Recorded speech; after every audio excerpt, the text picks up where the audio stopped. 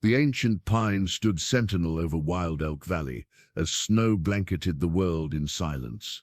It was here, beneath the endless sky, that Eliza Mason found herself abandoned, too small, too frail for the harsh mountain life, they said. Her family's wagon disappeared over the ridge, leaving nothing but tracks, soon covered by winter's first storm. The cabin they'd promised to return and build remained only a whisper on the wind. For 3 days she huddled in a makeshift shelter, her thin hands trembling against the cold. On the 4th morning, a shadow fell across the snow. A boy, not much older than her 16 years, looked down with eyes that held neither pity nor judgment, only determination. "You need a proper home," he said simply, calloused hands already measuring the distance between 2 sturdy pines. What could drive a mountain boy to build a cabin for a stranger when everyone else had deemed her unworthy of the effort? Noah Parker had lived alone in these mountains since he was 12, when the old trapper found him half frozen by the creek and taught him how to survive before passing on 3 winters later. The axe in his hand, worn smooth from years of use, had built his own small cabin 2 miles north. Now it would build another. The girl watched him warily, huddled beneath pine branches. Her eyes, deep brown against pale skin, followed his movements as he paced the small clearing. She looked like a winter sparrow, all hollow bones and quiet trembling. "You got a name?" he asked, kneeling to examine the soil near a promising flat stretch between 2 ancient pines. "Eliza," she said, voice barely carrying over the wind. "Eliza Mason." She pulled a thin shawl tighter. "I don't need charity. They'll be back for me once they've established the homestead." Noah nodded, not bothering to contradict what they both knew was a lie. 3 days was no accident. 3 days meant they'd traveled far enough to convince themselves she'd already perished. "Not offering charity," he said, standing to mark a rough rectangle with his boot heel. "Just a cabin. Everyone needs walls against the mountain winter. Why would you help me?" Suspicion crept into her voice. "You don't know me." Noah tested the ground with the butt of his axe. "Out here, we help or we die. Simple as that." He glanced at the darkening sky. "Lost my folks crossing the pass. Old man Thatcher took me in, though he barely had food for himself." He shrugged. "Now I do the same when needed." As dusk approached, Noah built a proper fire near her makeshift shelter, showing her how to arrange the wood for maximum heat with minimum smoke. From his pack, he produced dried venison and a small pouch of tea. "Too late to start cutting today," he explained, handing her a steaming cup. "But tomorrow we'll begin. Got a spot picked out, good drainage, morning sun, evening shade." Eliza accepted the cup with trembling hands. "I can't pay you. Not asking payment." He stared into the fire. "Cabin needs building, and I can build it." The simplicity of his statement hung between them as stars emerged overhead. "I'm not strong," she admitted finally, voice small. "That's why they left me. Always sick as a child. Never much help with chores. Father said I'd just slow them down, be one more mouth to feed through winter." She looked down at her thin wrists, said they'd come back with a proper wagon once they had something established. Noah nodded. "Strong comes in different ways. My hands are strong for building. Maybe yours are strong for something else." He unrolled a bearskin near the fire, but not too close. "You'll sleep in your shelter tonight. By first spring thaw, you'll have walls that keep out the wind. My word on it." Eliza studied him in the firelight, his weathered face oddly young beneath a tangle of dark hair, hands calloused beyond their years. "Why a cabin? Why not just take me to the nearest settlement?" "Nearest settlement's 4 days hard travel. Winter's coming fast." He gestured to the mountains surrounding them. "Besides, this valley's good land, protected, game trails nearby, clean water. Good place for someone to make a life. You think I can survive here? Alone?" Disbelief colored her words. Noah stared into the darkness beyond their fire. "Everyone's alone out here," he said finally. "But alone doesn't have to mean helpless." He pointed to the stars. "Learn to read those. You're never truly lost." Learn to read the forest. You're never truly hungry. Something shifted in Eliza's expression, the first fragile seedling of hope taking root. I can learn, she said quietly. Noah nodded, satisfied. Tomorrow we start with the foundation stones. Sleep now. As Eliza retreated to her shelter, Noah remained by the fire, mentally calculating lumber needs, days of work, supplies required. He'd need to hunt less, build more. His own winter preparations would fall behind. It didn't matter. Something in her determined words had resonated within him. Out here where the wilderness stripped away pretense, and the mountains judged all equally, he recognized a kindred spirit, someone discarded who refused to disappear. The axe rested across his knees, its handle smooth from years of use. By spring it would shape a home from raw wilderness, and perhaps something more, though what that might be, he wasn't yet ready to name. Dawn broke cold and clear, painting the mountain tops with golden light, while the valley floor remained in shadow. Eliza woke to the rhythmic sound of footsteps crunching through frost-hardened ground. Opening her eyes, she saw Noah approaching, tools strapped to his back, and a small sack in one hand. "You came back," she said, her breath visible in the morning air. Noah's expression didn't change. "Said I would." He set down his burden, an axe, a saw, rope, and various other implements Eliza couldn't name. From the sack he produced a small loaf of rough bread and handed half to her. "Eat." Days wasting, they broke their fast in silence as the sun crept higher. When finished, Noah stood and walked to the clearing he'd marked the previous evening. Eliza followed, pulling her shawl tighter against the chill. "First rule of mountain cabins," Noah said, kneeling to examine a patch of earth. "Build where water runs away, not toward." His fingers dug into the soil, testing its composition. "Feel this." Hesitantly, Eliza knelt beside him, mimicking his actions. The earth felt granular between her fingers, with small stones mixed throughout. "Good drainage," Noah explained. "Means dry floors come spring melt." He stood and paced the perimeter he'd marked, stopping occasionally to remove a stone or branch.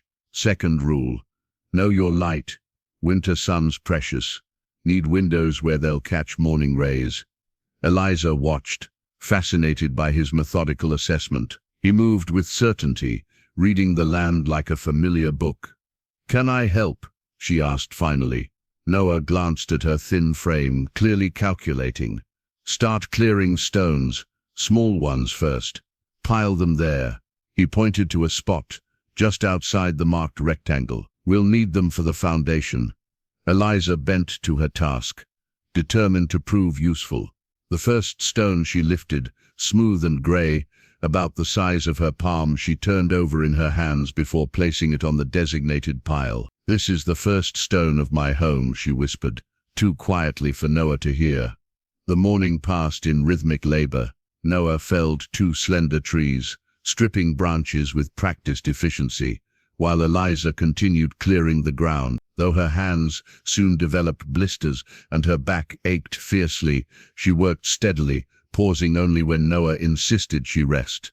At midday, he built a small fire and produced a handful of dried berries and jerky from his pack. They ate in companionable silence, the shared work creating a tentative bond between them. "Why were you left behind?" Noah asked suddenly, his direct gaze meeting hers. "The truth." Eliza stared into the small fire. "I've always been sickly. Fevers, coughing fits, weakness." She flexed her reddened hands. "Father said I wouldn't survive the journey to the settlement anyway. Said it was kinder to leave me here with supplies than watch me suffer on the trail." Her voice grew quieter. "Mother didn't disagree." Noah nodded, absorbing this without comment. "And the supplies they left?" 3 days' worth of food, blanket, flint. Eliza's laugh held no humor. "Father said he'd return to build the cabin once they were established. I think we both knew he wouldn't." Noah poked at the fire. "People make promises easily when breaking them costs nothing." After their brief rest, they returned to work. Noah showed Eliza how to clear ground properly, removing roots that might later cause problems. When she struggled with larger stones, he didn't take over, but rather demonstrated a better technique, using leverage rather than strength. Like this, he said, slipping a sturdy branch beneath a boulder and pressing down. Let the wood do the work. By late afternoon, the foundation area lay cleared and level. Noah began placing the larger stones in a perfect rectangle, teaching Eliza how to find the flat side of each rock and position it securely. A cabin's only as solid as what it sits on, he explained, fitting stones together like puzzle pieces. Rush the foundation, regret it all winter. As the sun dipped toward the western peaks, Eliza stood back to admire their progress. Though only the foundation stones were in place, she could already envision walls rising from the earth. It's really happening, she murmured.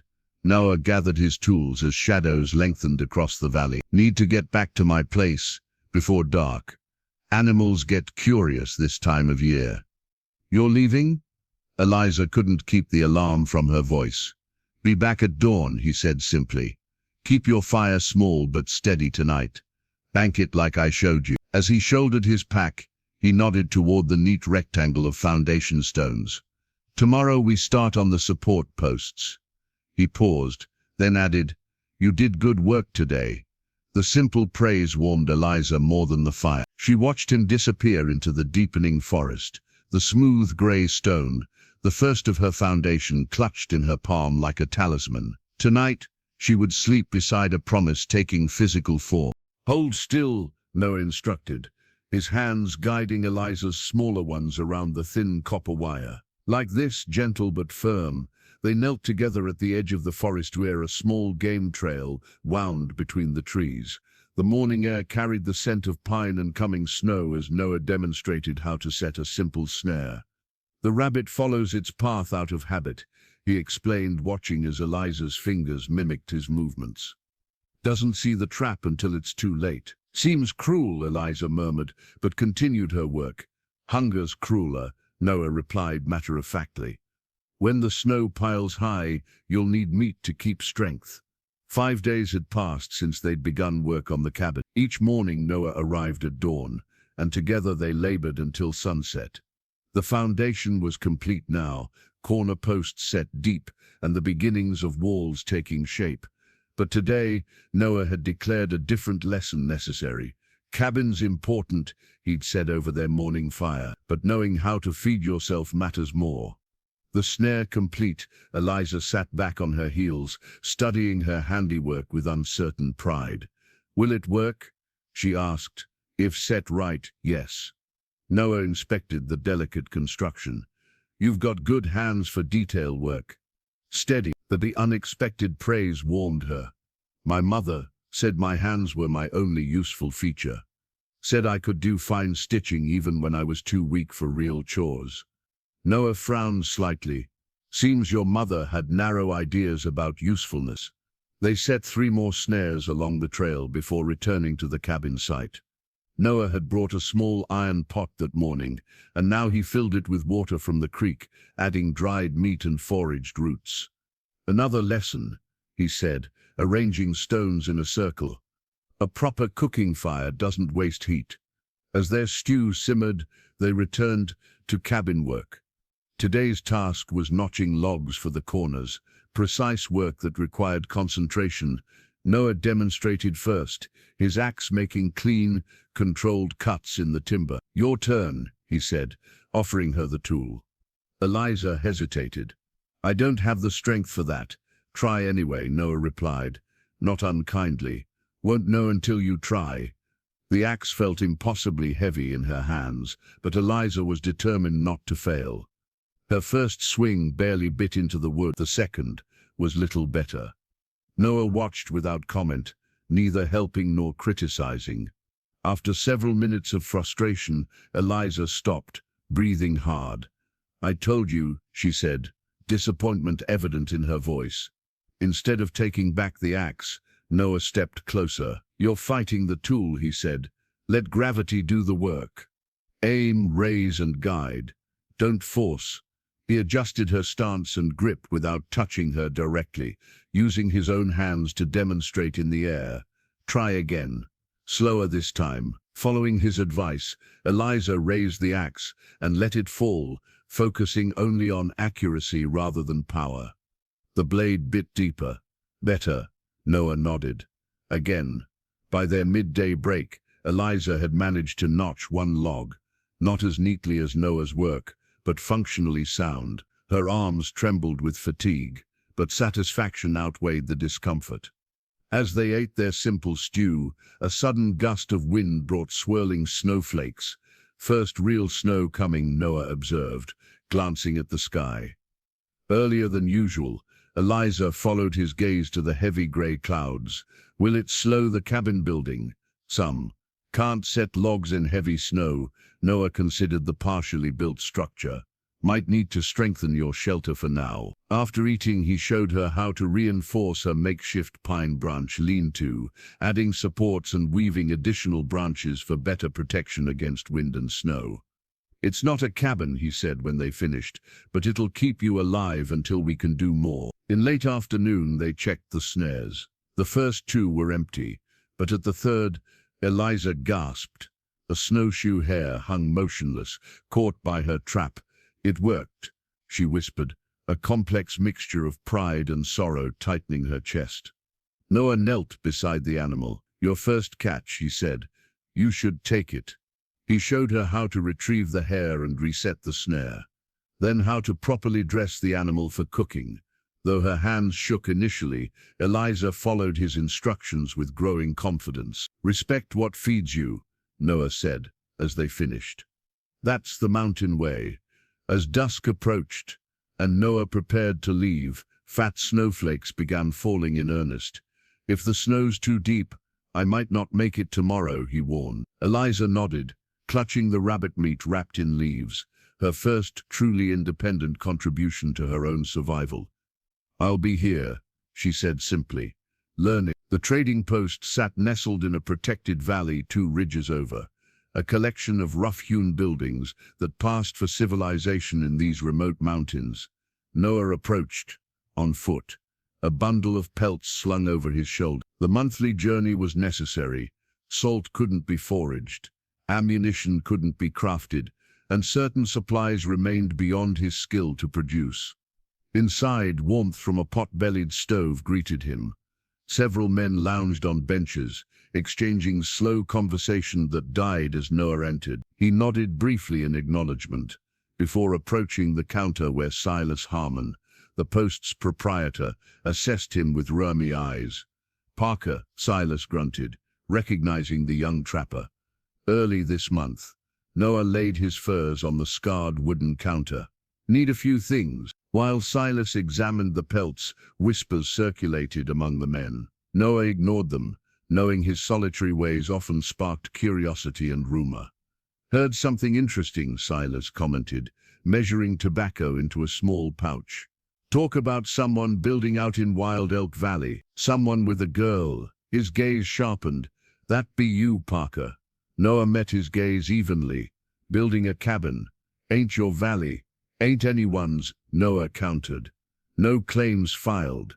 Silas scratched entries in his ledger.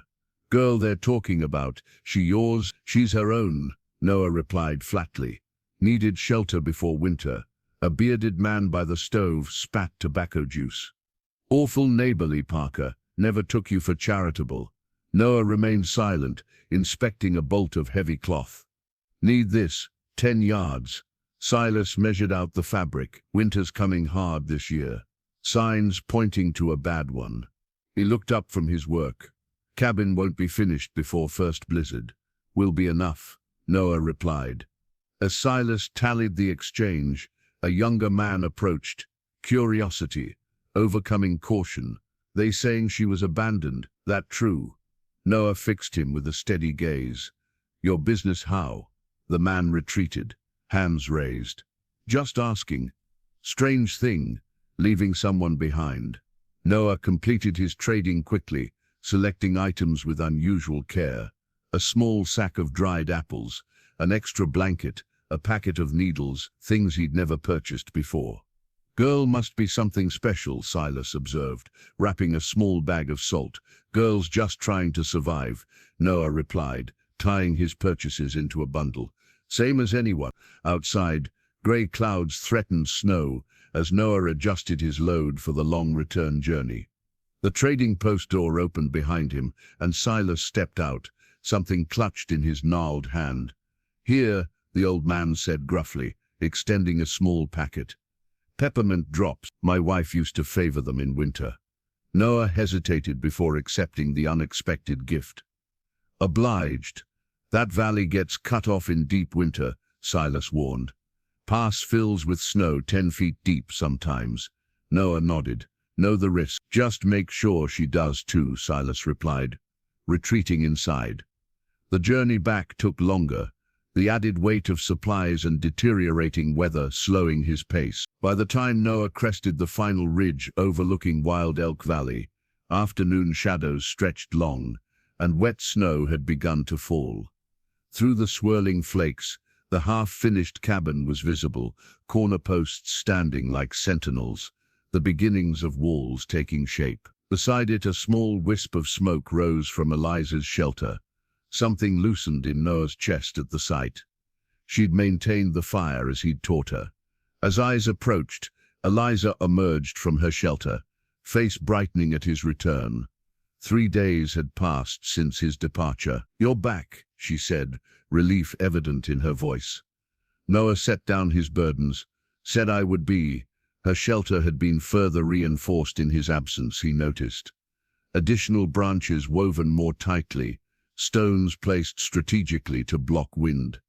She'd learned quickly. I wasn't sure, with the snow coming, she admitted. Noah nodded toward the cabin site. Any progress? Eliza's chin lifted slightly. I sorted the cut logs by size, like you showed me, and I've been stripping bark. She hesitated, then reached into her pocket and extended her hand. In her palm lay a small wooden button, roughly carved but recognizable. I found your spare shirt while gathering more branches for the shelter. It's missing a button. I made this one. Her cheeks colored slightly.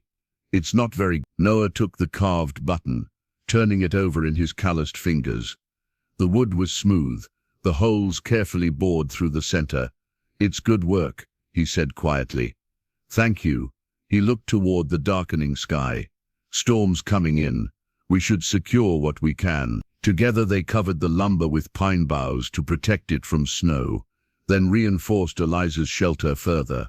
As they worked, Noah sensed a new confidence in her movements, small but growing, like the first green shoot after winter. Frost etched delicate patterns across the ground as December tightened its grip on Wild Elk Valley.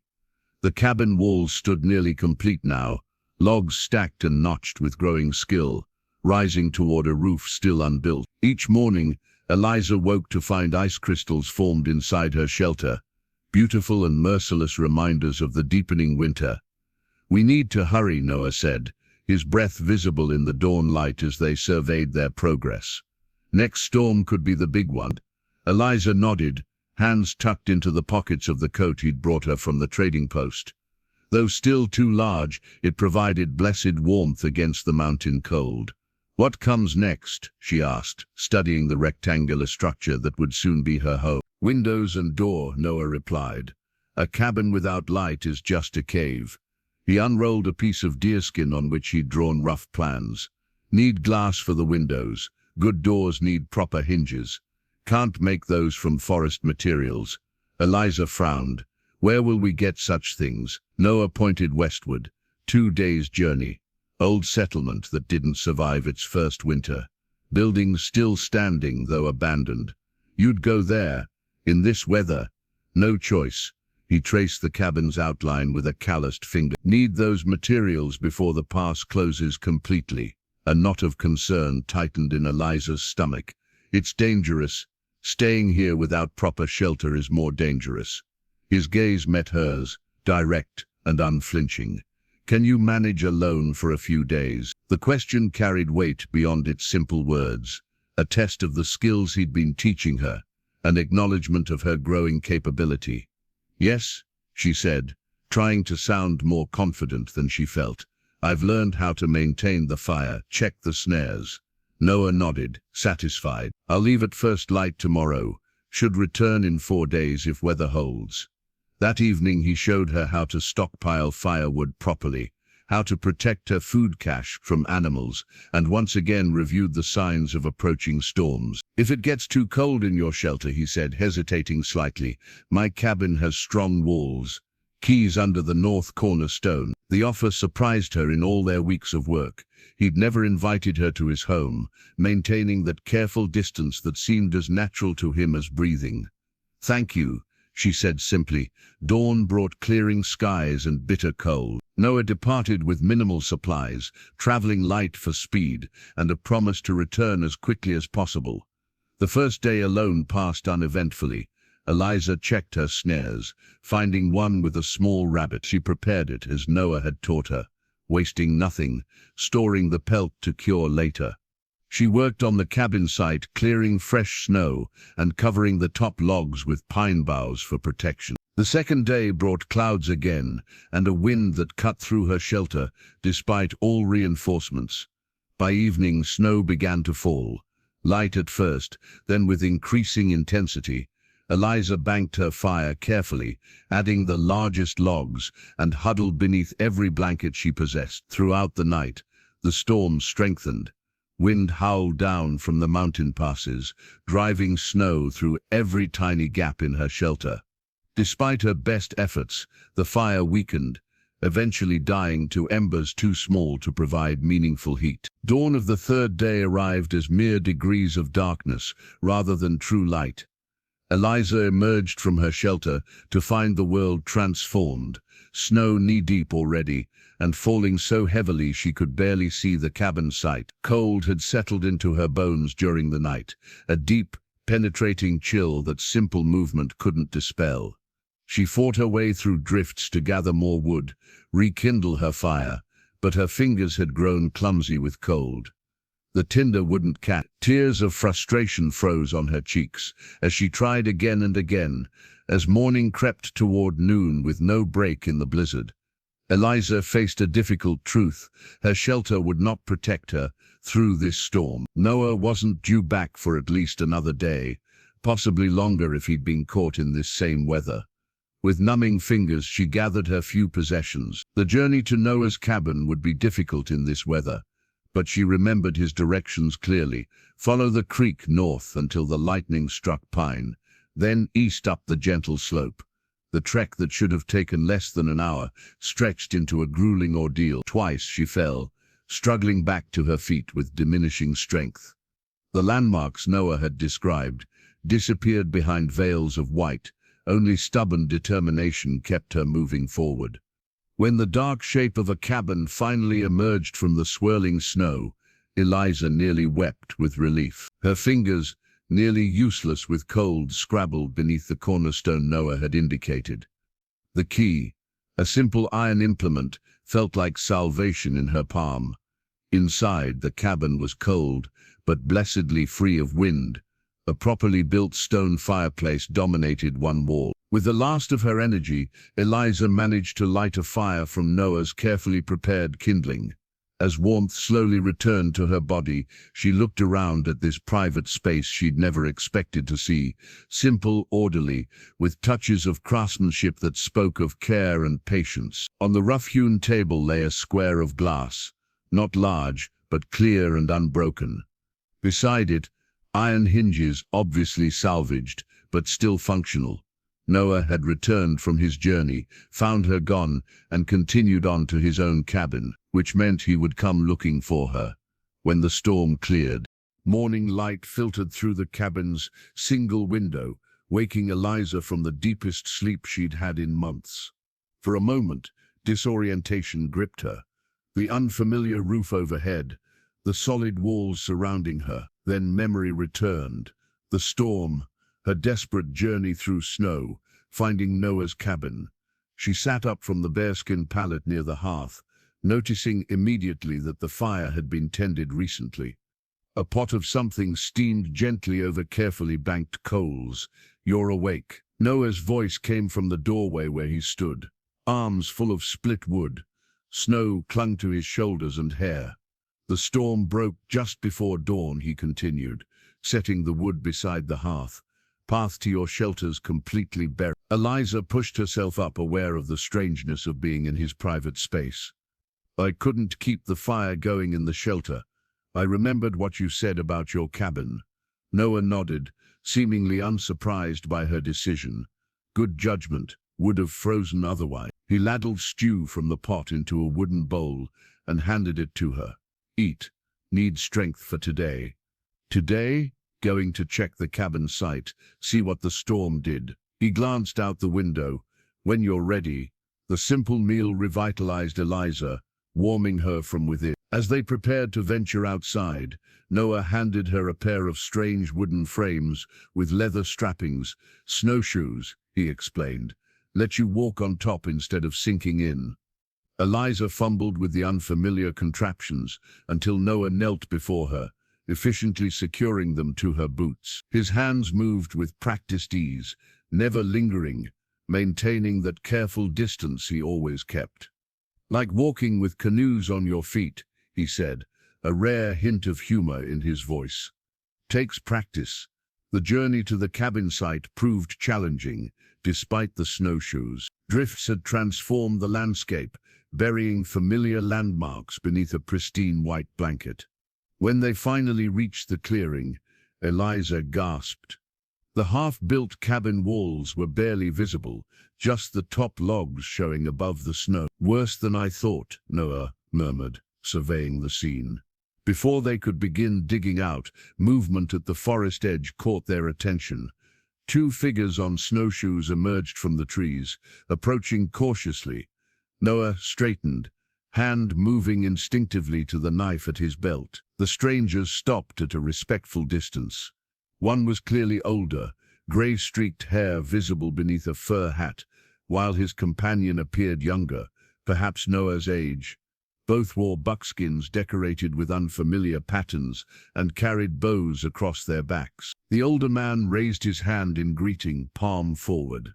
"Ho, cabin builder," he called in accented English. Noah returned the gesture. "Ho, hunters. We saw smoke from 2 fires in the valley," the older man explained.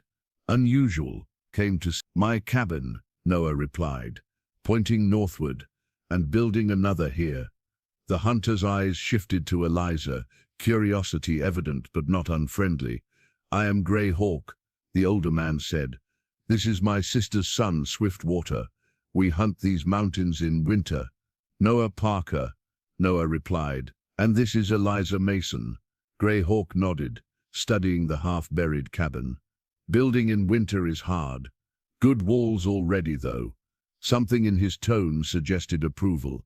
Eliza noticed Noah's posture relaxing slightly. "Your woman is small for mountain life," Grey Hawk observed, his gaze measuring Eliza. "Not my woman," Noah corrected.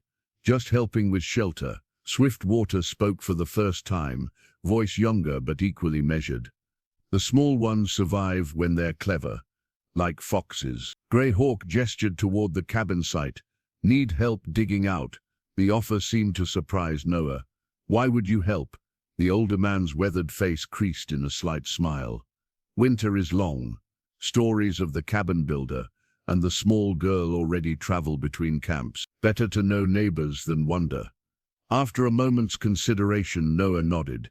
Help would be welcome.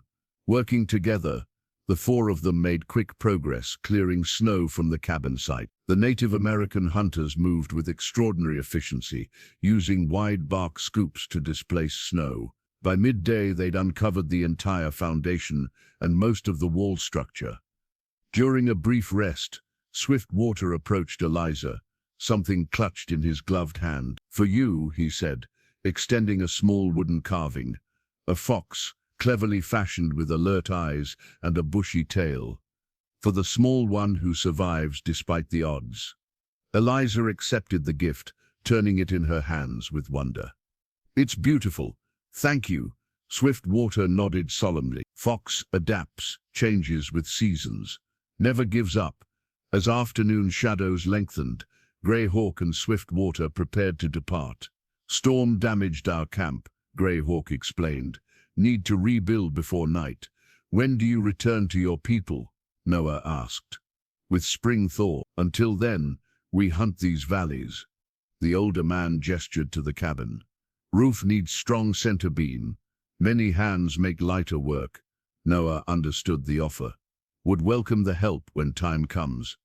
As the hunters disappeared back into the forest, Eliza clutched the carved fox. They'll really come back to help? She asked. Noah nodded, already calculating new possibilities with unexpected allies. Mountain people keep their word, whether they speak English or Shoshone. He glanced at the darkening sky. We should head back. More work tomorrow. As they made their way through the snow, Eliza realized that for the first time her world in these mountains was expanding beyond mere survival, beyond just herself and Noah, into something she hadn't expected to find. Community. Hold it steady, Noah instructed, positioning the long cedar shingle against the roof frame. Just like that, Eliza braced herself on the ladder, arms trembling slightly with the effort of maintaining the precise angle Noah required. January had arrived with alternating periods of clear, bitter cold and heavy snowfall. During each break in the weather, they worked frantically on the cabin, racing against the season's harshest months still to come. The walls stood complete now, chinked with a mixture of clay and dried grass that Eliza had prepared according to Noah's directions. Window frames held the precious glass panes salvaged from the abandoned settlement. Only the roof remained unfinished, their most challenging task yet. Good, Noah said, driving in wooden pegs to secure the shingle. Next one. Eliza handed him another cedar plank, her movements more confident than they had been weeks ago. The work had changed her physically, her once soft hands now weathered and capable, her thin arms showing the first hints of wiry strength. How many more? She asked, glancing at the stack of shingles Noah had split by hand. Enough for today, he replied. Storms coming by sunset. They developed an acute awareness of weather patterns, reading subtle signs in cloud formations, wind direction and animal behavior. Survival depended on such knowledge. True to Noah's prediction, the western sky darkened by mid-afternoon, heavy clouds building over the mountain ridges. They worked faster, securing as many shingles as possible, before the approaching storm arrived. Last one for today, Noah declared, hammering the final wooden peg into place. Off the roof now, Eliza descended the ladder carefully, muscles aching from hours of work. Nearly half the roof remained exposed, covered only by temporary pine boughs that would offer minimal protection against a heavy snowfall. Will it hold? She asked, concern evident in her voice. Noah studied their work critically. Partial roofs better than none. He glanced at the threatening sky. Might get rough tonight. They worked quickly to secure tools and remaining materials, covering the shingle stack with a deerskin weighted with stones. As the first fat snowflakes began to fall, they retreated to Noah's cabin, where Eliza had continued to stay since the last major storm. The arrangement remained practical rather than personal. Noah insisted she take the small bed built into one wall while he slept on a pallet near the hearth. They maintained a careful separation of space that seemed important to them both, though neither spoke of it directly. By evening, the promised storm arrived with unexpected ferocity. Wind howled down from the high passes, rattling the cabin's sturdy walls and sending snow swirling through the smallest cracks. The fire roared in the stone hearth, requiring constant attention to maintain against the powerful draft. Worst one yet, Noah observed, adding another log to the flames. His normally impassive expression showed rare concern. Eliza sat wrapped in a blanket, the carved fox figurine in her hands. She'd taken to carrying it as a talisman of sorts, a reminder of unexpected kindness in this harsh world. Will my cabin survive? She asked. Walls are solid, Noah replied. It's the partial roof I'm worried about. As night deepened, the storm's intensity increased. Wind shrieked like a living thing, battering the cabin with relentless fury. Even Noah's well-built shelter creaked under the assault. Just after midnight, a particularly violent gust shook the entire structure. Seconds later, a tremendous crack split the night, louder than the wind, louder than thought. Noah was on his feet instantly. "Lightning," he said grimly. Too close. They waited in tense silence, listening to the storm's rage. No further unusual sounds followed, but Noah remained alert, concern evident in his rigid posture. "Nothing to do until morning," he finally said, though his eyes stayed fixed on the window where snow pelted against glass. Dawn brought eerie calm. The storm had passed, leaving behind a transformed landscape of deep drifts and sculpted snow.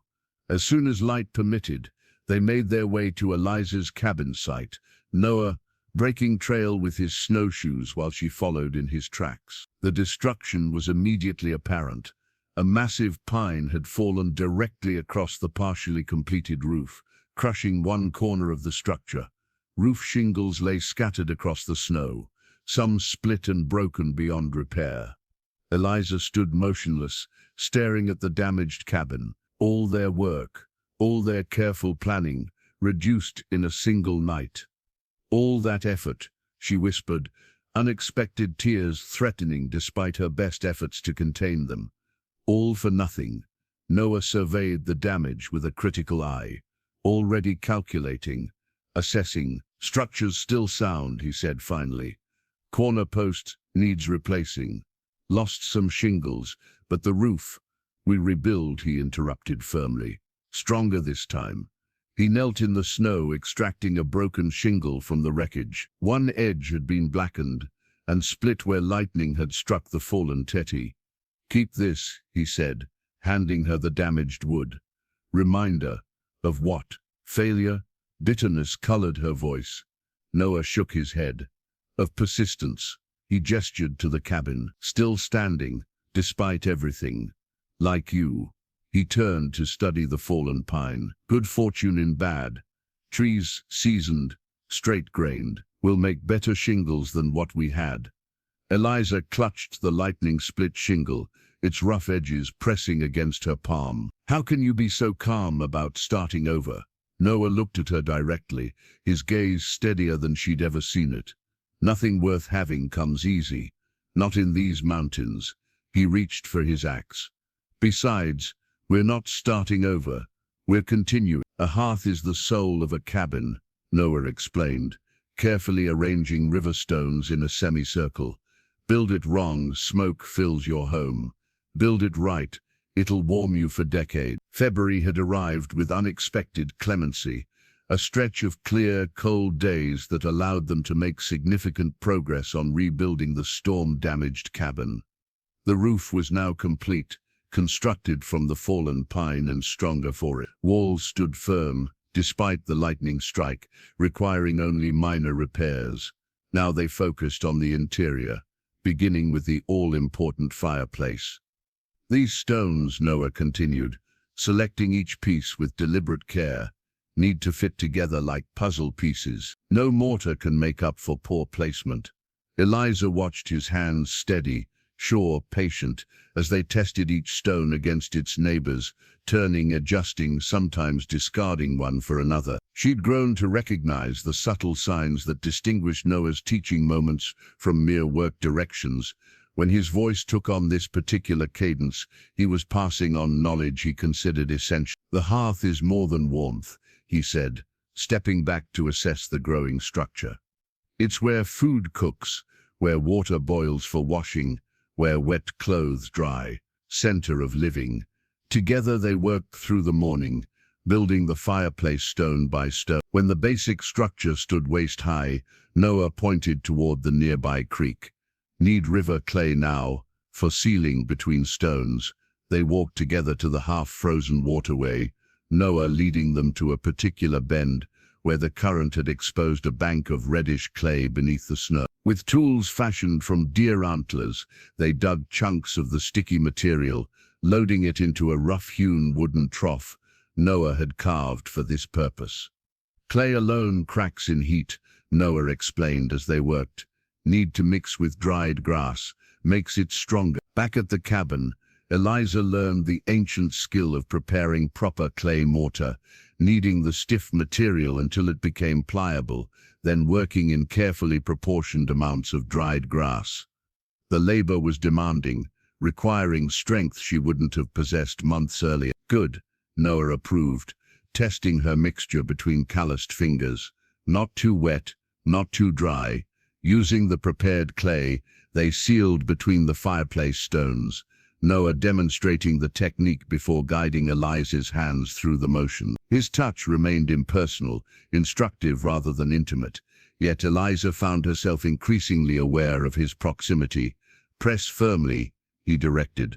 Clay needs to reach deep between stones. By late afternoon, the fireplace stood complete, a solid stone structure with a carefully constructed chimney that would draw smoke upward and outward. Noah inspected their work with critical attention to detail, checking each sealed joint and connection. Time to test it, he announced finally. They gathered kindling and smaller logs, arranging them with care in the new hearth. Noah struck sparks into a nest of dried moss, blowing gently until flames caught and spread. They watched anxiously as the fire grew, eyes tracking the smoke's path. Look, Eliza whispered, pointing upward. Thin grey tendrils rose straight and true through the chimney, pulling cleanly out of the cabin rather than billowing inward. Noah's expression remained impassive, but Eliza had learned to recognize the slight relaxation around his eyes that signified satisfaction. It works, she said, unable to keep wonder from her voice. We did it. You did most of it, Noah corrected, surprising her. My hands just guided yours. The simple acknowledgement of her contribution meant more than elaborate praise might have. Noah wasn't a man to offer empty compliments. As darkness fell, they continued working by firelight, now more determined than ever to complete the cabin's interior. The hearth's warm glow transformed the space, making it feel like a home rather than merely a shelter. Noah showed Eliza how to bank the fire properly to last through the night, carefully arranging larger logs over a bed of hot coals. A good fire will still be alive come morning, he explained, just needs careful tending. When work finally ended for the day, they shared a simple meal of venison stew cooked over the new hearth, their first food prepared in what would be Eliza's home. It tastes different here, she observed, savoring the familiar flavors somehow enhanced by their surroundings. Noah nodded. Food always tastes better in your own home. The casual reference to the cabin as her home, not just a shelter or a structure, resonated deep. For the first time since her abandonment, Eliza felt a true sense of belonging, of place. I think I'll stay here tonight, she said quietly. Noah glanced up, surprise briefly visible before his expression returned to its usual reserve. Cabin's not finished inside. No bed yet. I have blankets, Eliza replied, and the hearth. After a moment's consideration, Noah nodded. Your choice. I'll be at my place if needed. As he prepared to leave, gathering his tools by the door, Eliza spoke again. Noah? When he turned, she continued, Thank you, not just for the cabin, but for teaching me. Something flickered across his face, a brief, unguarded moment, revealing emotions normally kept hidden.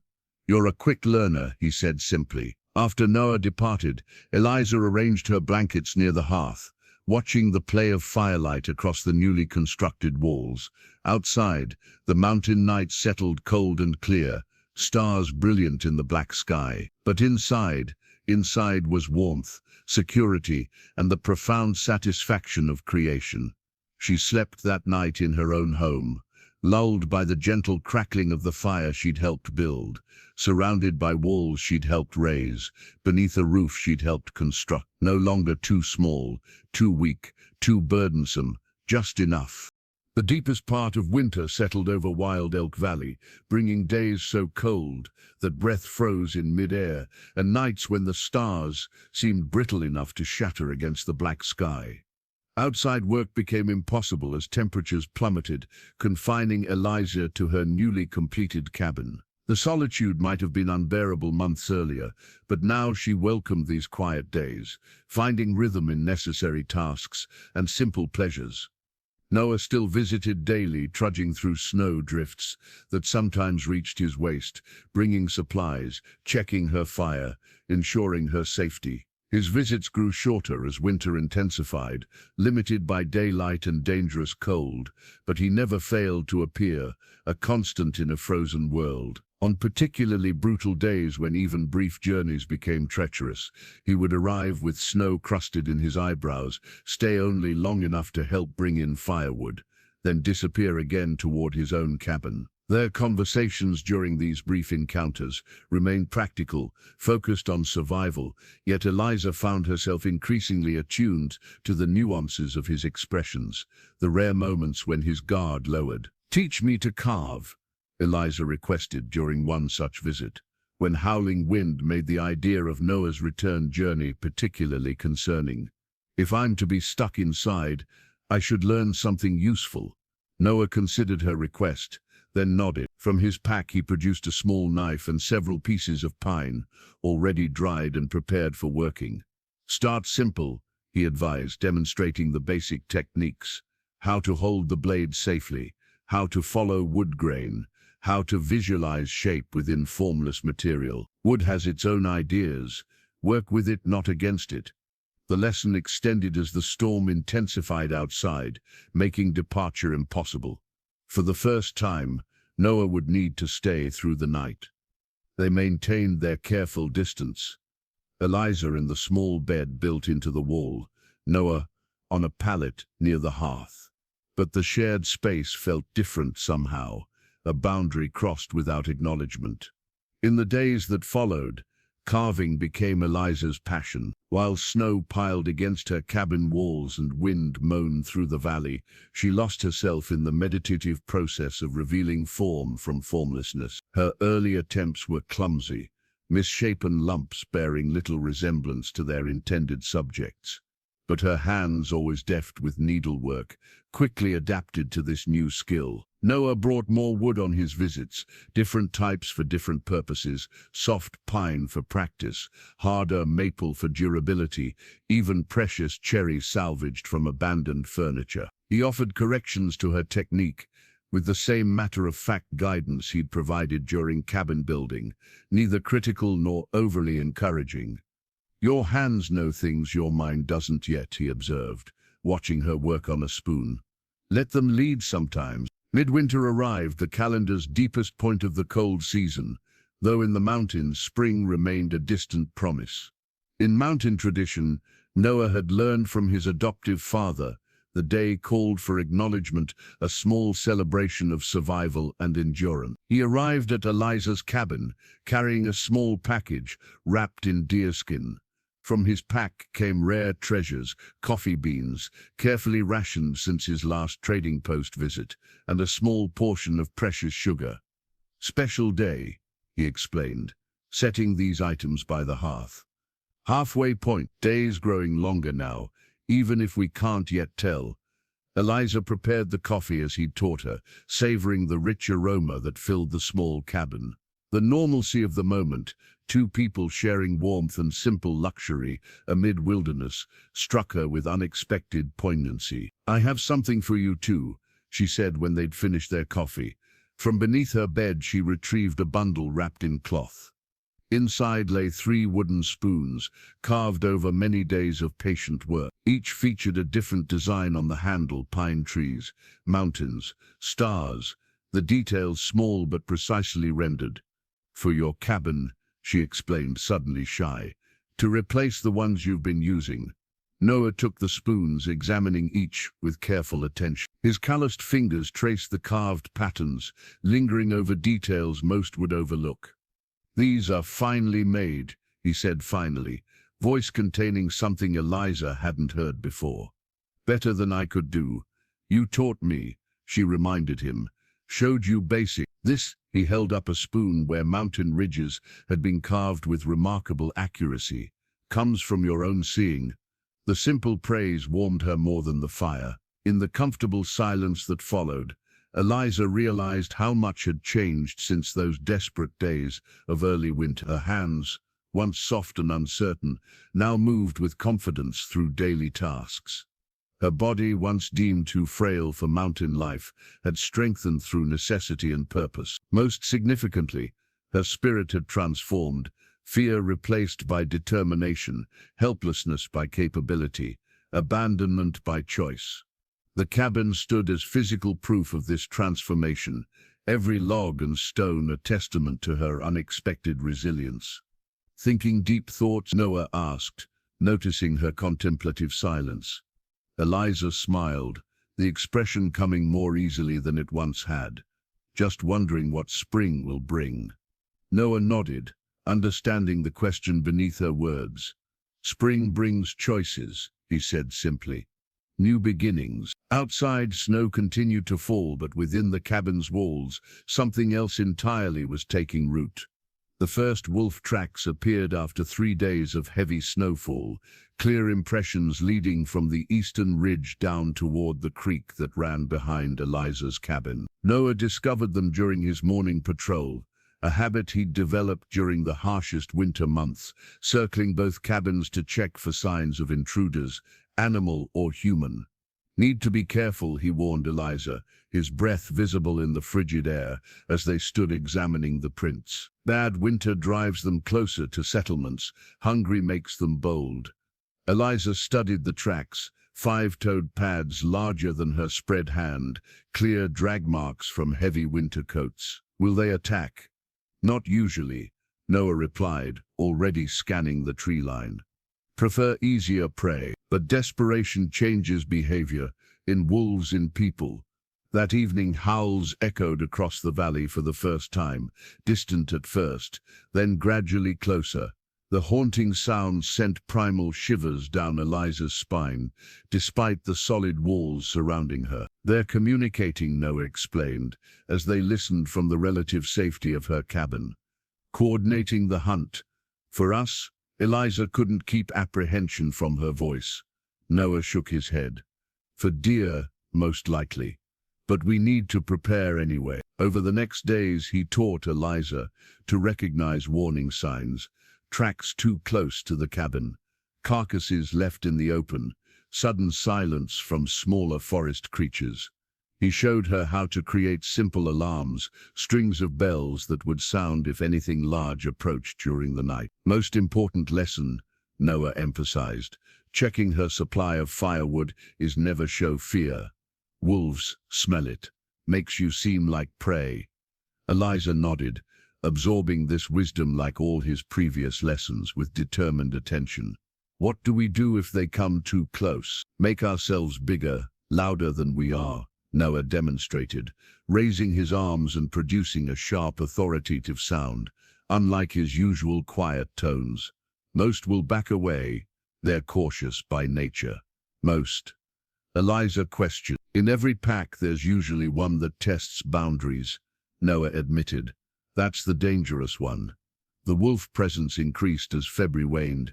Tracks appeared more frequently, circling closer to the cabin. Occasionally Eliza would glimpse shadows moving between trees at dusk, gray forms ghosting through the forest with fluid grace.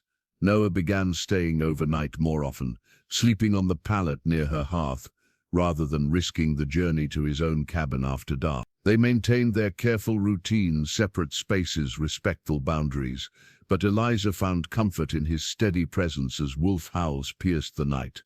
The confrontation came without warning on a clear afternoon. Eliza had ventured just beyond her doorway to collect firewood from the stacked pile when movement caught her eye.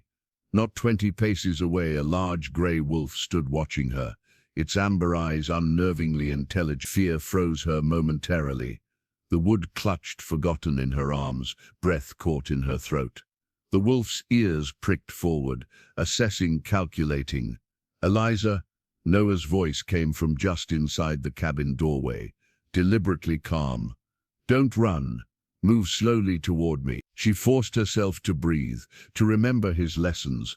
With measured steps, she began backing toward the door, maintaining eye contact with the predator.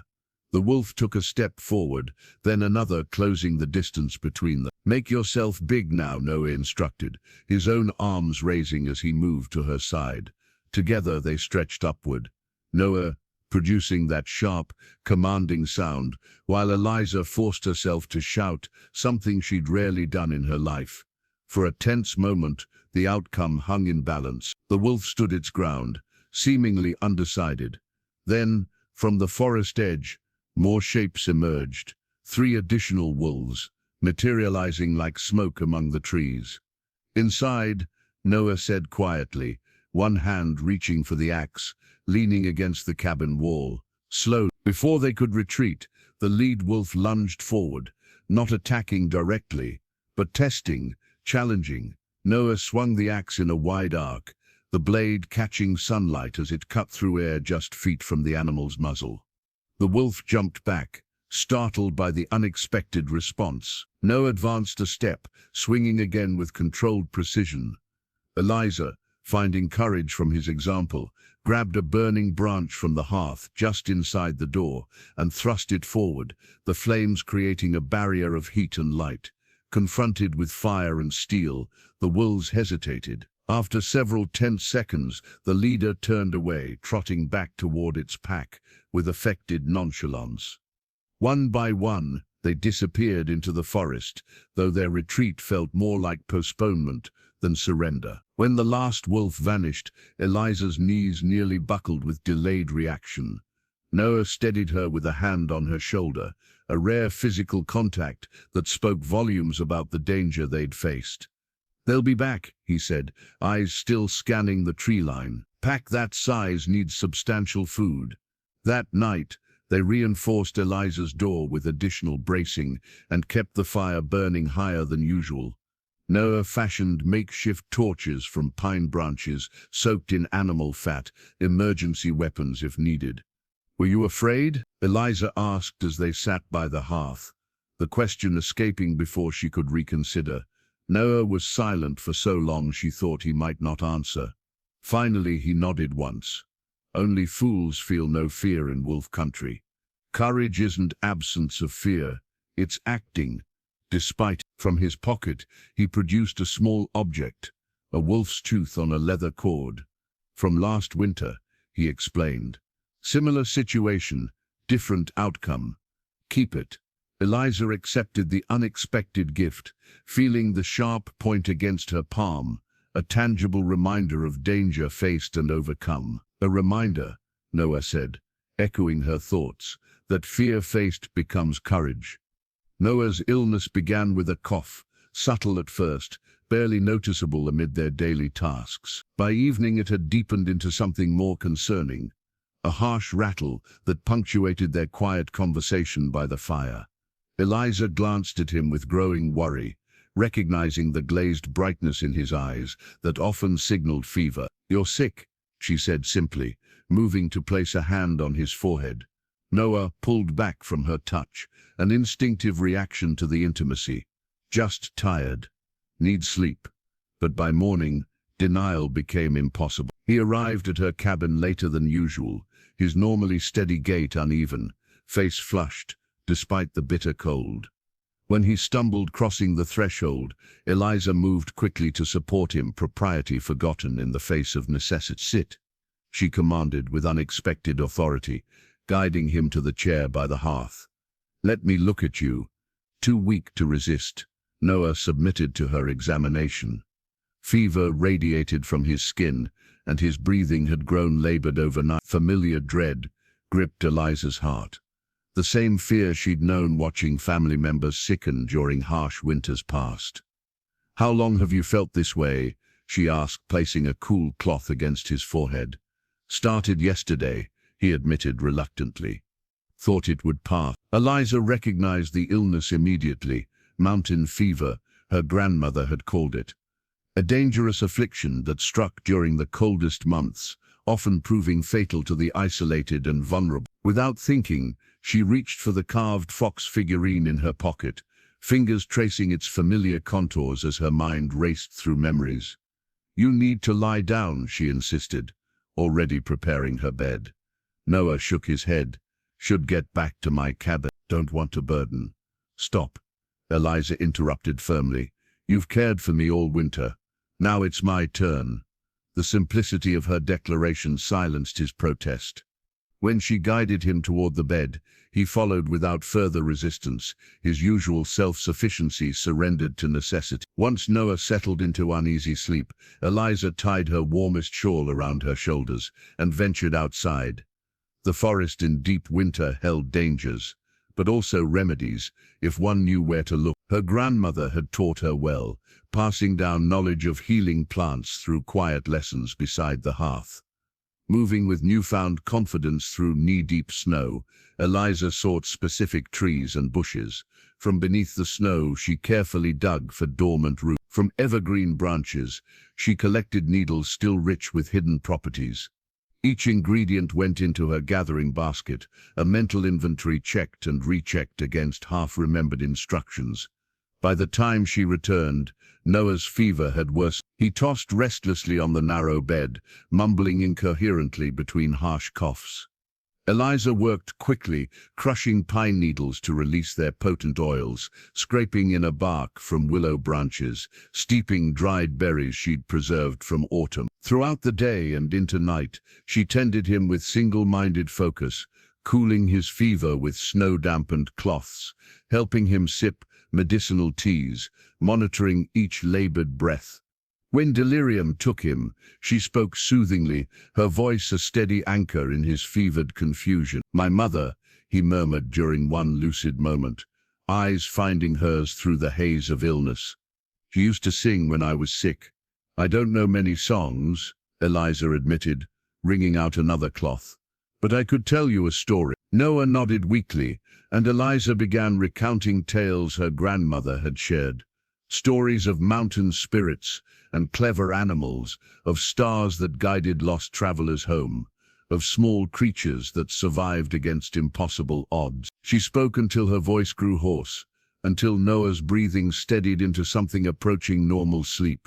For 3 days the pattern continued, brief periods of lucidity interrupted by fever and coughing. Eliza barely slept, catching moments of rest in the chair beside the bed, always alert for any change in his condition. She prepared poultices of pine resin mixed with crushed roots, binding them to his chest to ease breathing. She brewed teas of increasing potency, measuring improvement in small increments. On the 4th morning, Eliza woke from an inadvertent doze to find Noah watching her, his gaze clear for the first time in days. "You're still here," he said, voice weak but present. "Where else would I be?" she replied, moving to check his forehead. The fever had broken sometime in the night. "You saved my life," Noah stated simply. Eliza shook her head. "I just knew what plants to use. My grandmother taught me the only useful thing my family ever gave me. Not just the medicine," Noah clarified. "The care." He glanced around at the evidence of her vigilance. The basket of medicinal plants, the pot of healing tea, the pile of cloths beside the bed. "No one's tended me since I was a child." Something in his tone, a vulnerability never before revealed, made Eliza pause in her tasks. She realized suddenly that their roles had fundamentally shifted. The capable builder who had rescued her from certain death now depended on her strength, her knowledge. "Rest," she instructed gently. "You'll need time to recover." In the days that followed, Noah's improvement continued steadily. Though still weak, he insisted on helping with small tasks, whittling kindling for the fire, directing Eliza on cabin maintenance. He couldn't yet perform himself. During long evenings by the hearth, he spoke more of his past than he ever had before, childhood memories surfacing like treasures long buried. Eliza listened, recognizing the gift of his trust, as she organized her medicinal plants into a proper bundle for future use. She reflected on the strangeness of their journey, how her supposed weakness had become unexpected strength, how abandonment had led to belonging. The first whisper of spring arrived unexpectedly, not as warming temperatures or melting snow, but as sound. Eliza woke one morning in early March to an unfamiliar noise outside her cabin window. Opening the shutters, she discovered a small brown bird perched on a nearby branch, its song bright and insistent against winter's lingering silence. "First Robin," Noah observed, joining her at the window. Though still recovering from his illness, he'd regained enough strength to move between their cabins, no longer confined to Eliza's care. "Always returns before the thaw. Knows what's coming before we do." Eliza watched the bird with wonder. "How can it survive? There's still snow everywhere." "Finds what others miss," Noah replied. "Sees beneath the surface." In the days that followed, they began noticing other subtle changes, a different quality to the light, a slight softening of snow on south-facing slopes, the occasional drip from icicles hanging from the eaves. Winter's grip, though still firm, showed the first signs of weakening. Noah grew stronger with each passing day, his natural vitality returning alongside the season's gradual shift. Together they resumed work on the cabin's interior, crafting a small table from pine boards, fashioning pegs for hanging clothing and tools, improving the stone hearth with a proper cooking surface. "Come spring, you should plant a garden," Noah suggested, as they completed the day's tasks. "Southside gets good sun, soil's rich there." The casual reference to future plans hung between them, raising unspoken questions about what would come next. With winter's immediate threats receding, their arrangement, born of necessity and survival, seemed increasingly undefined. "I don't know anything about gardening," Eliza admitted, uncertain how to address the larger implications. "Not hard to learn," Noah replied with characteristic simplicity. "Seeds want to grow, just need proper tending." Before she could respond, a distant sound drew their attention, the jingle of harness bells, alien and startling after months of isolation. Noah moved immediately to the door, hand instinctively reaching for his rifle. "Someone's coming," he said, scanning the tree line where a crude trail connected to the main pass. "Stay inside." Ignoring his directive, Eliza joined him on the small porch they'd constructed once weather permitted. Together they watched as a horse-drawn wagon emerged from the forest, moving carefully through remnant snow. At the reins sat a burly figure Eliza didn't recognize, but Noah relaxed slightly. "Silas," he identified, from the trading post. The wagon approached slowly, eventually stopping before the cabin. Silas Harmon, his weathered face partially hidden beneath a thick beard, surveyed their work with undisguised curiosity. "So it's true," he called by way of greeting. "Parker actually built someone a cabin." Noah nodded acknowledgement, but offered no explanation. "Early for the past to be clear. Not clear exactly," Silas replied, climbing stiffly from the wagon. "Passable for those desperate enough or fool enough." He glanced toward Eliza, who stood half-hidden behind Noah. "Figured you two might be running low on supplies after that winter."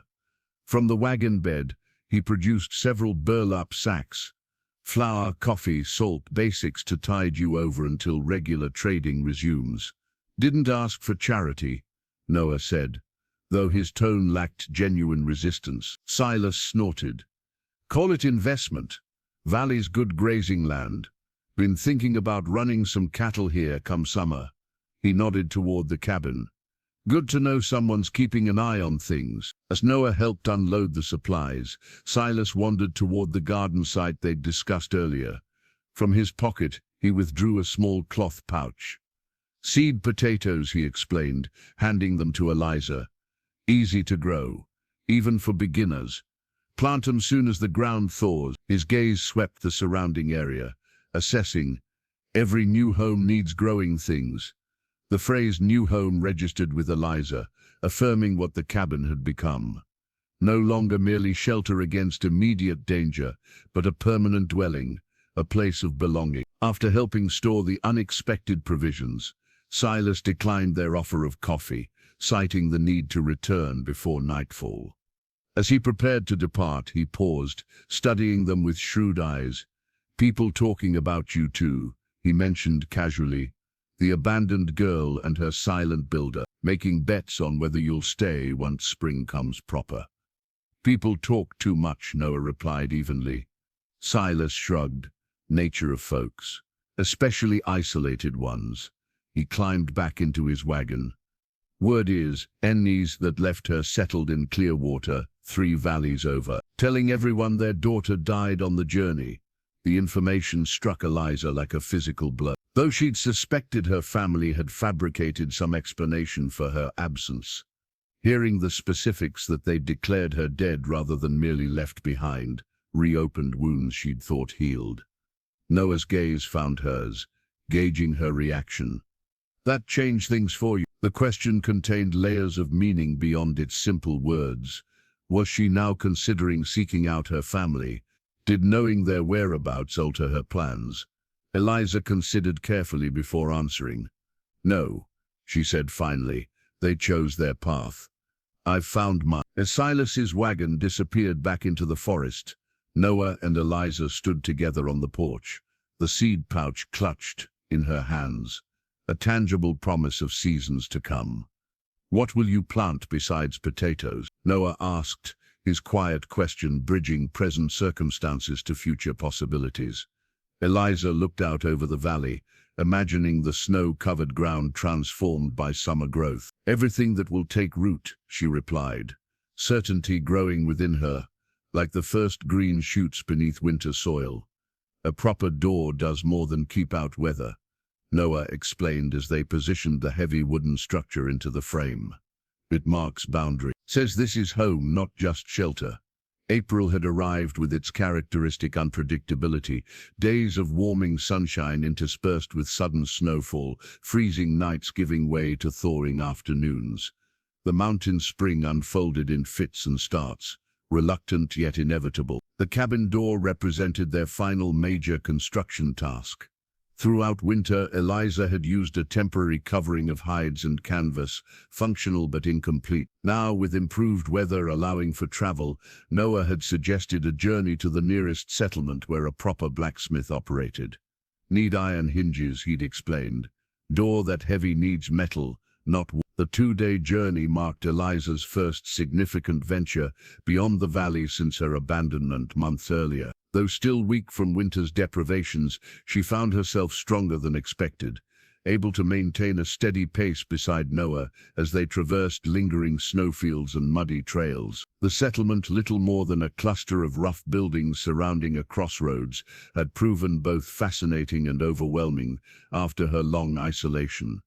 People stared openly at the slight young woman accompanying the taciturn mountain man. Everyone knew by reputation if not acquaintance. Whispers followed them from the general store to the blacksmith's forge.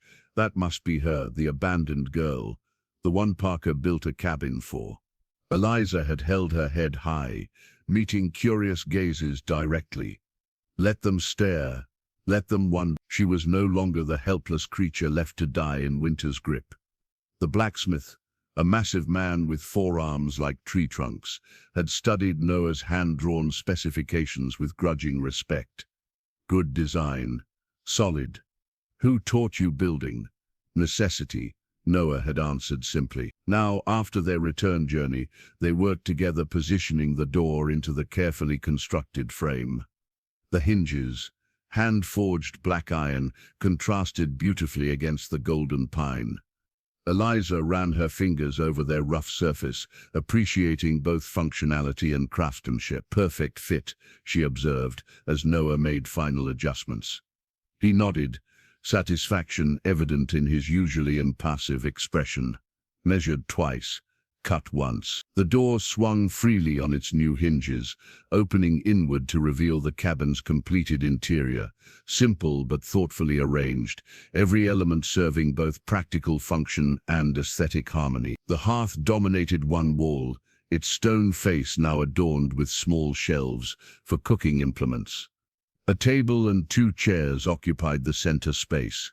The built-in bed with its fresh pine frame nestled comfortably in the corner. What had begun as mere survival shelter had evolved into a true home, its creation a testament to perseverance and shared purpose. Just one thing missing, Noah said, reaching into his pack. He withdrew a small object, wrapped in leather, offering it to Eliza with uncharacteristic hesitation. She unwrapped the package carefully to reveal an iron latch, more elaborate than strictly necessary for function, its surface etched with a simple pattern of pine branches. "Blacksmith's wife added the design," Noah explained, sounding almost apologetics. "Said a woman's door should have something beautiful alongside the practical." Eliza traced the pattern with her fingertip. "It's perfect." Together they installed the latch, Noah demonstrating how the mechanism worked. Simple but effective, designed to secure from inside. When completed, he stepped back, allowing Eliza to test it herself.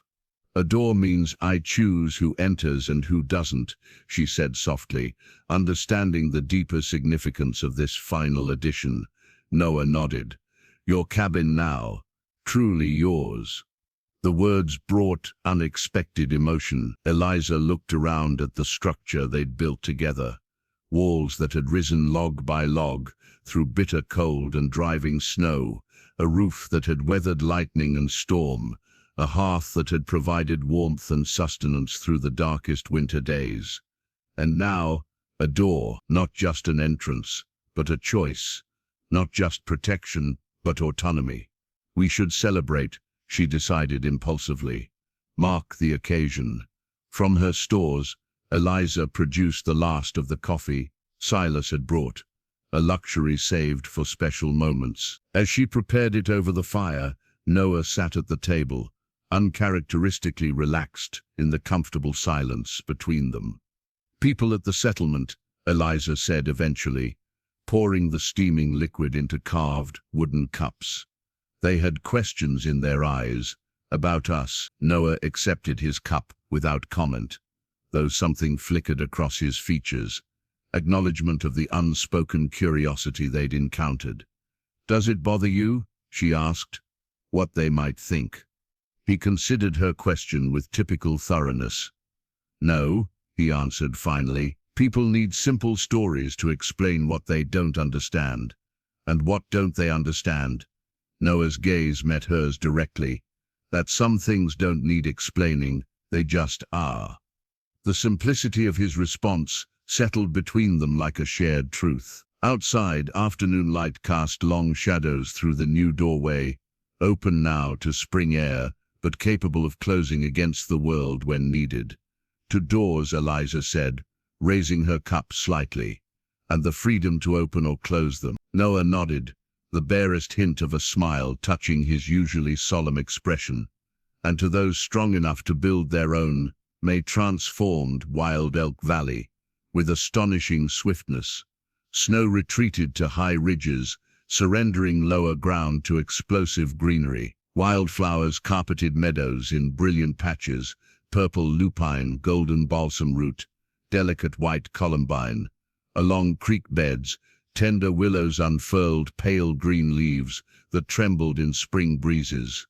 The cabin stood complete now, weathering its first seasonal transition. Its logs had settled and tightened as Noah predicted, the chinking hardened to proper firmness.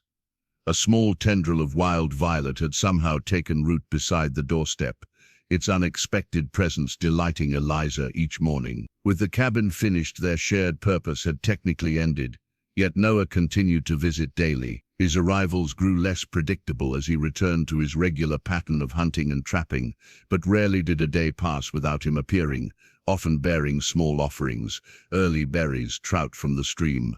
Once a handful of wild onions discovered on a south-facing slope, their interactions had developed an unspoken rhythm, comfortable yet carefully bounded.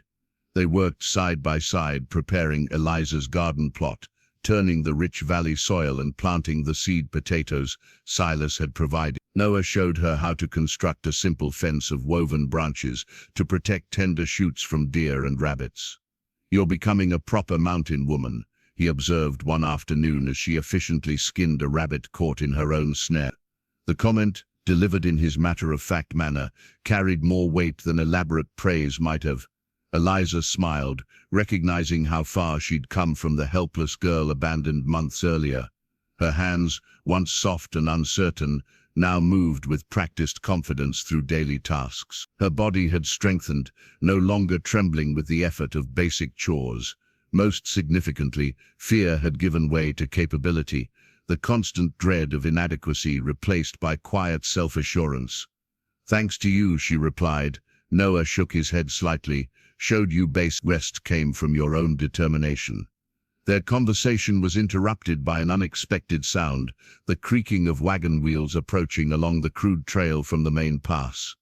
Both turned toward the noise, watching as a family's wagon emerged from the tree line. The travelers, a weather-beaten man driving the team, a woman beside him, and 3 children peering curiously from the back, pulled to a stop when they spotted the cabin. "Ho there," the man called, raising a hand in greeting. "Didn't expect to find folks settled in this valley." Noah moved forward, positioning himself slightly ahead of Eliza in a subtly protective stance. "Just 2 cabins, plenty of valley left." The man nodded, assessing the surrounding landscape with obvious interest. Heading west to the Oregon Territory, trails blocked by late snow on the high pass. Scouts said this valley might offer passage around. Northern Ridge provides alternate route. Noah confirmed. Passable now, though barely. Relief washed over the travelers' faces. The woman, looking exhausted from what had clearly been a difficult journey, smiled tentatively at Eliza. "Might we trouble you for fresh water?" she asked. "Children are parched, and our barrels running low." Eliza stepped forward, moving past Noah with quiet confidence. "Of course, I'll fetch some now." As she filled their water containers from her rain barrel, the family climbed down from their wagon to stretch tired limbs. The children, 2 boys and a girl ranging from perhaps 5 to 10 years, stared at Eliza with undisguised curiosity. "Are you really living out here all alone?" the oldest boy asked. "Tommy, mind your manners," his mother scolded. Eliza smiled. "I have my own cabin," she answered, gesturing to the structure behind her. "And neighbors nearby." She glanced toward Noah, who stood talking with the father about trail conditions. The mother moved closer, helping Eliza with the water. "It's unusual to see a young woman in such a remote place," she observed, her tone careful but curious. "Most girls your age would be terrified." Something in her words, the casual assumption that fear would be the natural female response to wilderness, stirred unexpected emotion in Eliza. "I was afraid once," she admitted.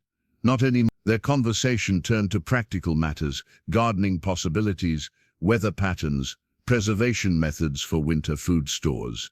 The woman shared tips learned during their long journey west, while Eliza offered information about local plant resources gleaned from her months in the valley. As the family prepared to continue their journey, the father approached Noah again, their discussion having clearly extended beyond mere trail directions.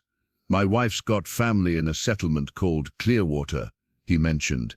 3 valleys over. Said we should stop there for supplies before the final push west. The casual reference sent an unexpected chill through Eliza. Clearwater, where her own family had settled after abandoning her, where they had told everyone she was dead. Noah's eyes sought hers across the yard, gauging her reaction to this coincidental connection. "Good people in Clearwater?" he asked the traveler, his tone deliberately neutral. The man shrugged. "Like anywhere, I expect. Some good, some not. Wife's sister married a mason there. Farmer family that came in last fall. Doing well from the letters we've received." Mason, her family name spoken so casually by this stranger. They were prospering apparently, their new life untroubled by the daughter they'd sacrificed to winter's mercy. After the travelers departed, promised aid from Noah in crossing the northern ridge. A heavy silence fell between them. "You all right?" Noah finally asked, watching her carefully. Eliza plucked the small violet growing beside her doorstep, twirling it gently between her fingers. "They declared me dead," she said softly. "Started over as if I never existed. Does that change things for you, knowing they're so close?" She considered his question seriously, examining her feelings with the same careful attention she now gave to all important matters. "I'm not a ghost," she said finally, voice strengthening with conviction. "I'm here, living. Their lie doesn't change that." Noah nodded, seemingly satisfied with her response. As evening approached, he prepared to return to his own cabin as usual. At the edge of the clearing, he paused, looking back at her. "People make their choices," he said simply. "You've made yours. Seems to me you chose better than they did." Summer settled over Wild Elk Valley like a warm blanket, bringing long days of golden sunlight and short nights filled with cricket song. Eliza's garden flourished in the rich soil, potato plants sending up sturdy green stems while neat rows of turnips and carrots, seeds provided by the traveling family, promised future harvests. Wild berries ripened in forest clearings, their abundance almost overwhelming after winter's scarcity. Noah continued his daily visits, though their purpose had shifted. No longer driven by survival necessity, they now worked on refinements. A small table for Eliza's porch, shelves for storing preserved foods, a comfortable chair sized perfectly for her smaller frame. Each project emerged from Noah's hands with increasing artistry, his practical craftsmanship, evolving to include decorative elements. "Thought you might want proper furniture," he explained one morning, arriving with tools and several boards of carefully dried pine. "Winter evenings are long, should have comfortable places to sit." They worked together throughout the day, Eliza handling the finer detail work while Noah managed heavier cutting and joinery. By evening, a handsome chair took shape, its proportions tailored precisely to Eliza's size. "It's beautiful," she said, running her hand along the smoothly sanded armrest. "Too nice for everyday use." Noah shook his head. Beauty and function belong together. No point making something that lasts if it doesn't please the eye. His philosophy, expressed so rarely in words but consistently in actions, resonated deeply with Eliza. The cabin itself embodied this principle, sturdy yet graceful, practical yet welcoming, a perfect balance of necessity and comfort. Their comfortable routine was interrupted one brilliant July morning by the arrival of visitors, a young couple with a small child, traveling in a wagon loaded with household possessions. "Pardon the intrusion," the man called as they approached, his manner respectful but determined. "We're looking to settle in this region.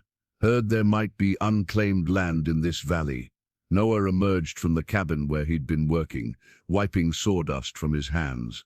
"Plenty of valley unclaimed," he confirmed, studying the newcomers with his usual careful assessment. The young woman, cradling an infant no more than a few months old, looked exhausted but hopeful. "We've traveled from Tennessee," she explained, "looking for a fresh start. James is a carpenter by trade," her husband added. "And Sarah here knows medicinal herbs better than any doctor." Eliza stepped forward, her initial weariness giving way to interest. "You know healing plants?" Sarah nodded, shifting her baby to her other arm.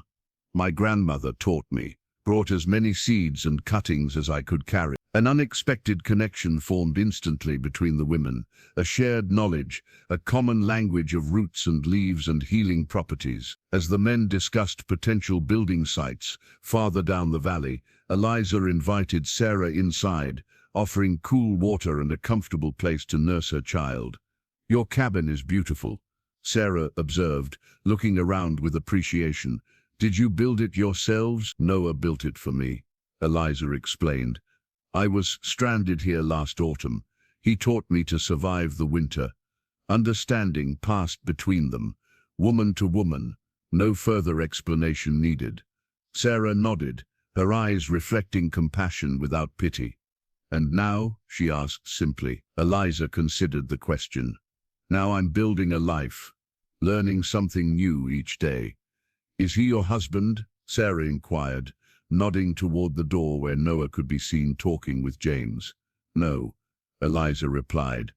"Just Noah." The inadequacy of the description hung in the air, highlighting the undefined nature of their relationship. By evening, decisions had been made. The newcomers would build their cabin a quarter-mile downstream, close enough for community yet distant enough for privacy. Noah offered to help James with initial construction, while Sarah eagerly accepted Eliza's invitation to share gardening knowledge. After the couple departed to make temporary camp at their chosen site, Noah unrolled a piece of deerskin on Eliza's table. With charcoal, he sketched a simple map of the valley, marking both their cabins and the newcomers' intended location. "Valleys changing," he observed, adding the creek and major landmarks to his drawing. "Won't be just us much longer." Eliza studied the map, noting the careful detailing of the land between their separate dwellings, the path now worn through daily travel, the distinctive lightning-struck pine that served as halfway marker, the small meadow where wildflowers grew in particular abundance. "Does that bother you?" she asked, having others nearby. Noah considered the question with characteristic thoroughness. "Change is natural," he said finally. "Valleys fill, empty, fill again, nature's way. And us?" The question escaped before Eliza could reconsider its implications. Noah's gaze lifted from the map to meet hers, steady and unguarded. "That's for you to decide." He rolled the map carefully, securing it with a thin strip of leather. "For you," he said, handing her the completed drawing, "to know the land as it is now, before more changes come." The gift, practical yet personal, represented something beyond mere geography. It acknowledged their shared history, while recognizing uncertain future paths.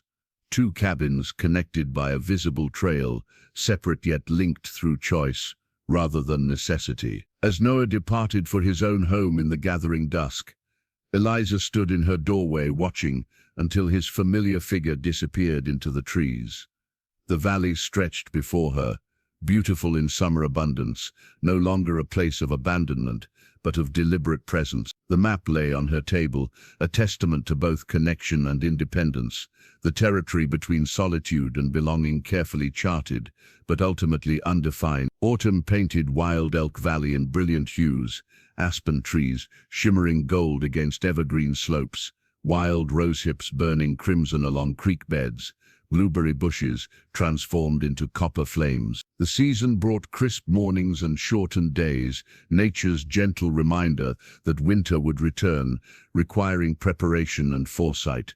Eliza worked steadily through these golden days, harvesting her garden's bounty and preserving what she could for the coming month. The potatoes yielded surprisingly well, their harvest filling 2 wooden crates Noah had crafted specifically for root storage. Berries became preserves, herbs were dried in careful bundles, meat was smoked and stored according to methods learned through necessity and refined through practice. Noah's cabin underwent similar preparations, though his established skills made the process more efficient. Together, they helped James and Sarah secure their new home against approaching cold, sharing knowledge that had sustained them through the previous winter. "Your first mountain winter will test you," Noah explained as they chinked the newcomers' walls with extra care. "But not like it tested us. You have neighbors now." The simple statement acknowledged how much had changed in a year. What had begun as 2 isolated individuals facing desperate circumstances had evolved into the beginnings of community, 4 adults and 1 child bound by shared geography and mutual support. On a particularly splendid October afternoon, Noah arrived at Eliza's cabin, carrying an unusual burden, 2 newly finished chairs, their design matching the one he'd made for her months earlier, yet each distinctly unique in subtle details. "One for each cabin," he explained, setting them side by side on her porch. "Winter's coming, both need proper seating." Eliza examined the chairs, noting the careful differences. One featured delicate carved mountain peaks along its back, while the other displayed a pattern of pine branches similar to her door latch. Both showed extraordinary craftsmanship, far beyond mere functionality. "They're beautiful," she said, running her fingers over the smooth wood. "Which is which?" Noah hesitated, an unusual uncertainty crossing his normally decisive features. "That's what I came to ask," he admitted. "Been thinking about the approaching winter, about arrangement." The unspoken question hung between them. Would they continue their separate living as established, or would circumstances change with the season's turn? The previous winter had forced certain practical decisions, survival taking precedence over propriety. Now, With basic needs secured, other considerations emerged. Eliza sat in one of the new chairs, feeling how perfectly it accommodated her smaller frame. "I've been thinking too," she said carefully, "about what happens when snow comes." Noah remained standing, his posture reflecting the tension he rarely expressed in words. "Last winter we made choices based on necessity. This winter we have options." The conversation they'd avoided for months could no longer be postponed. With characteristic directness, Noah continued, "I built you this cabin so you could have independence. Your own place. Wouldn't want to undermine that purpose." Eliza considered his words, understanding the deeper concern beneath his practical statement. "The cabin gave me more than shelter," she replied. "It gave me confidence. Showed me I wasn't too small or too weak to survive." She rose from the chair, moving to stand before him. "I'm not afraid of dependence anymore. I've learned the difference between needing help and being helpless." Noah nodded, his gaze steadier than she'd ever seen it. "And I've learned there's strength in building something besides walls." The simple acknowledgement, profound coming from a man of such careful speech, shifted something fundamental between them. Without elaborate declaration or dramatic gesture, they recognized a mutual understanding that had developed alongside the cabin's construction. "So what do we do?" Eliza asked practically. "About winter arrangements." Noah glanced at the two chairs, symbols of their separate yet connected lives. "Winter comes. We each have our own hearth," he said slowly, "but the path between stays clear." The compromise, neither complete separation nor premature union, felt right to them both. A choice made consciously rather than forced by circumstance. "Which chair goes where?" Eliza asked, returning to the immediate question. Noah considered for a moment, then pointed to the one with carved mountains. "This one stays here. Reminds you of what surrounds us." He touched the pine branch pattern on the second chair. "This one comes to my cabin. Reminds me of your door, of choices freely made."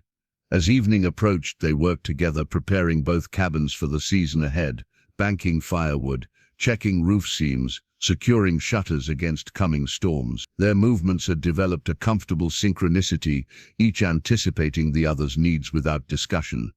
When work finished, they stood between their respective homes, the worn path connecting them visible even in fading light. "Winter will be different this time," Eliza observed, watching the first stars appear above mountain ridges. Noah nodded, his expression peaceful, despite the challenges ahead. "Everything's different now." The statement encompassed far more than seasonal change. It acknowledged their personal transformations, the growth that had occurred alongside the cabin's construction. What winter had begun, autumn would continue, the careful building of something meant to endure beyond mere survival. "Good night, Noah," Eliza said simply, turning toward her door. "Until tomorrow," he replied, his words both farewell and promise. Between their cabins, the path remained, neither imposing obligation nor preventing choice, but offering possibility. 1 year had passed since Eliza Mason found herself abandoned in Wild Elk Valley, left behind by family who deemed her too small, too frail for the journey ahead. Now on this crisp November morning, she stood on her cabin porch, watching thin wisps of wood smoke rise from the chimney and disappear into the clear mountain air. The cabin had weathered its first full cycle of seasons, its logs darkened to a rich amber by sun and rain, its roof proven against storms both summer and winter. Inside, shelves held preserved foods from Eliza's garden, evidence of planning capability and hope. Dried herbs hung in neat bundles from ceiling beams, filling the space with comforting fragrance. A proper bed, table, chairs and cookware transformed what might have been mere shelter into genuine home. Thinking deep thoughts, Noah's voice drew her attention to where he approached along the familiar path between their cabins. He carried something wrapped in oiled leather, his expression holding the quiet contentment that had gradually replaced his earlier reserve. "Remembering," Eliza replied, making room for him on the porch step. "It was 1 year ago today." Noah nodded, understanding without elaboration. The anniversary needed no notion between them. "A year changes much." A year changes everything, she corrected gently. They sat together in comfortable silence, watching morning light strengthen across the valley. In the distance, smoke rose from James and Sarah's cabin as well, their presence a welcome addition to the developing settlement. Sarah says her cousin's family is considering moving here come spring, Eliza mentioned. The valley's filling up. Good land draws good people, Noah observed. Room enough for those willing to work. He placed the leather-wrapped package between them. Brought you something. Eliza unwrapped the covering carefully to reveal an iron key. Not rough and functional like the one to Noah's cabin door, but finely crafted, its handle formed into an intricate pattern reminiscent of intertwined branches. From the blacksmith apprentice, Noah explained. Used an old tool head for the metal. Said he wanted to practice detailed work. Eliza turned the key in her hands, admiring its unexpected beauty. But my door doesn't have a lock. Could add one, Noah suggested. If you want. The offer contained layers of meaning beyond its practical surface. A lock required a key, which in turn represented both security and access, the power to exclude or invite. What would I need a lock for? Eliza asked, genuine curiosity in her voice. There's nothing here worth stealing. Noah's gaze remained on the distant mountains. Not about keeping thieves out, about knowing you can, if needed. He glanced at her. Freedom comes from choices, not just circumstances. The insight, profound in its simplicity, resonated deeply. Eliza closed her fingers around the key, feeling its solid weight. Will you help me install it? When you're ready, Noah replied. As morning advanced, they walked together to the spot where they had first met 1 year earlier. The makeshift shelter where Eliza had huddled for those desperate days had long since disappeared, reclaimed by forest elements. Only the cleared ground remained as evidence of that pivotal beginning. I was so afraid then, Eliza remembered, standing where her temporary refuge had been, convinced I would die here alone. Noah nodded, his gaze taking in the transformed landscape. Fear has its purpose, keeps us alert, makes us notice details, but poor foundation for living. What would you have done if I hadn't been here? Eliza asked suddenly. If you'd just been passing through empty forest that day, Noah considered the question with characteristic thoroughness. Can't know alternate paths, he said finally. Only the one walked. His straightforward answer held profound truth. They could only know the journey taken, not roads untraveled. I used to wonder why they left me, Eliza admitted. What I lacked that made me unworthy of their effort. Now I wonder if it wasn't about me at all. Noah's expression softened. People make choices based on their own fears, not others' worth. They returned to the cabin as afternoon shadows lengthened across the valley. Noah installed the lock mechanism with practiced efficiency, demonstrating how the key turned smoothly in its house. Perfect fit, Eliza observed, testing the operation herself. Key to your own domain, Noah said, satisfaction evident in his voice. Locked or unlocked by your choice alone. As he gathered his tools, Eliza noticed Grey Hawk and Swiftwater approaching from the forest edge. The Native American hunters returning as promised with the season's change. Their arrival completed the circle of connection that had formed during the challenging winter month. The cabin builder and the small one still thrive. Grey Hawk called in greeting. As we knew they would, Swiftwater approached, examining the completed cabin with approval.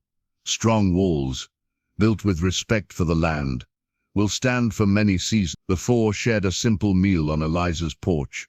As evening approached, venison stew, fresh bread from Sarah, wild berries preserved from summer abundance. Their conversation flowed easily, bridging cultural differences through mutual respect and shared experience of the demanding mountain environment. As darkness fell, Noah prepared to return to his own cabin. At the edge of the clearing, he paused, looking back at Eliza silhouetted in her doorway, no longer the frightened girl he'd discovered a year earlier, but a woman of quiet strength and determined spirit. Lock up if you want, he called, or don't. Your choice now. Eliza smiled, the key warm in her palm. "I think I'll leave it unlocked tonight," she replied. "Some doors are better open than closed." From their respective cabins, separate dwellings connected by a visible path, worn through daily traversing, smoke rose steadily into the darkening sky. Two hearths, two lives, and between them a choice freely made, not of desperate necessity, but of deliberate intention. The small girl, deemed too frail, had built more than survival. She had constructed belonging on her own terms, finding strength in the very mountain that might have claimed her life. What had begun with abandonment had transformed into the rarest of gifts, the freedom to choose one's own path forward.